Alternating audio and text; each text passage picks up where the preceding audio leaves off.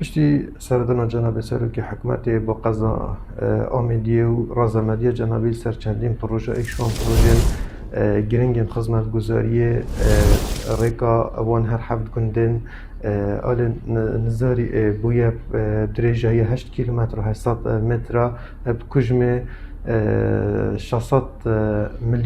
میلیون دینار کو نکاش جر جبهه گرنه ده بلندر یک کار خود کردن جر سرپرستی ریوبر یا گشتیا ریکو پر لپاریزگاه دو که هلبت ایکش پروژین گرین که بو خلکی وان هفت گنده کو اوه چندین ساله ریکن وان گنده تهنی تیکلا بون یعنی شین بیجین هاد نو چونت نبین گنده کی بو سنتر نحیا شیلات زور اصلا که بو خلکی گندی بو قطاب خانه بو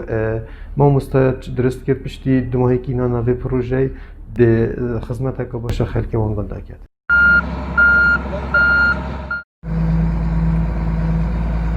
اما بود چندین سال هم دوی رزالت داشتین زستان حریه و قرى و هاوینه جی توزه وقتیم دست خوشی الحکومت کم بو بیکاری کده ملوی ظروفی نخوش این نداری و مشاريع وطحبت أنا طوت يرى عن فير الزولتي تحط فيك حتى هذا برد شاطئ كر أرجع من هوطي هو بيت بشرع بونجو شيكا أكاب شرع بو ما بيت أشيكري أم قالك ممنون الحكومة أخو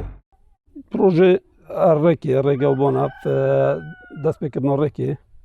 بما تشتكي نية كان اف الريكا حتى إلى بيتا كان الحمد لله البروجي ده في دست بكري الريكا بيتا تاو كان يعني دي بمش در فتت كارت شيبان وكي شينت قشتياري ابون منا خالانه تيت عبد العمارة اب دفر بارا جهت قالك تخوشتها